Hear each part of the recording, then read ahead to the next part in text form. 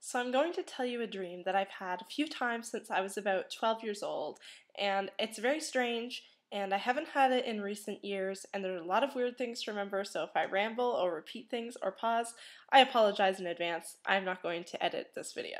Um, yeah, when I was about 12, I spent my entire summer, actually pretty much every summer, at this one campground. And behind the campground, there were all these paths through the woods, and they're pretty beaten down and wide. We used to go like with our bikes in groups, so like they're wide enough. And apparently, in my dream, they were wide enough for an army tank to be rolling through.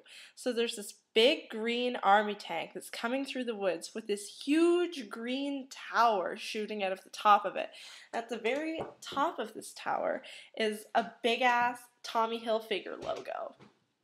So I'm in the bushes, like hiding and watching this happen, and running this fleet of Tommy Hilfiger army tanks is the big bad guy, the boss. The boss is a ginormous milkshake straw.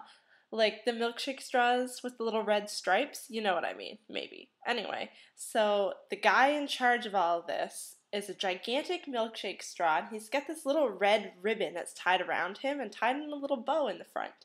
So he doesn't have a face, but for some reason it's like I can imagine what his face would be like, and he's almost like Hitler, and his actions are very much like scary and commanding, like ha ha ha. Anyway, so I'm watching this and I'm hiding and I'm hoping to God that he does not see me.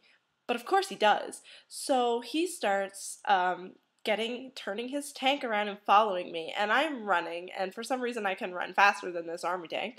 And I run to this cabin, but this cabin's not very big, so I'm not sure why I decided it would be a good place to hide.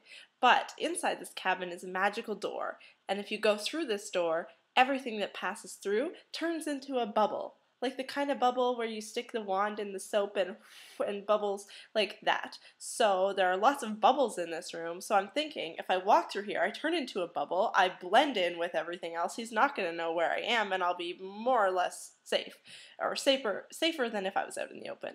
But of course, he can tell which bubble I am and starts chasing me through this corridor of bubbles.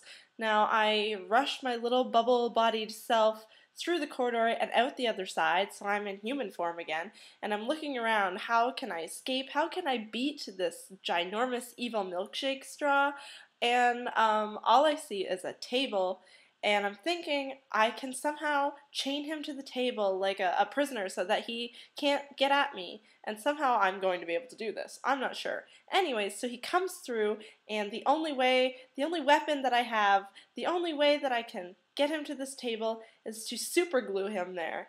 And how do I do this? With a tube of cotton candy flavored lip smacker. It totally works. Lip smacker, straw, good to go.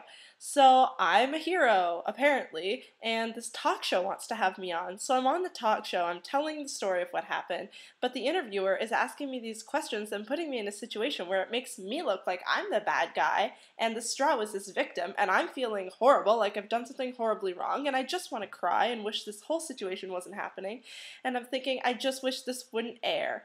So I look over to the cameraman, who, of course, it's like old school, has like the big black cape over him, with the camera, and he lifts up the cape and looks at me and winks to let me know it's gonna be okay. He's not gonna put this on the air. And who is this cameraman?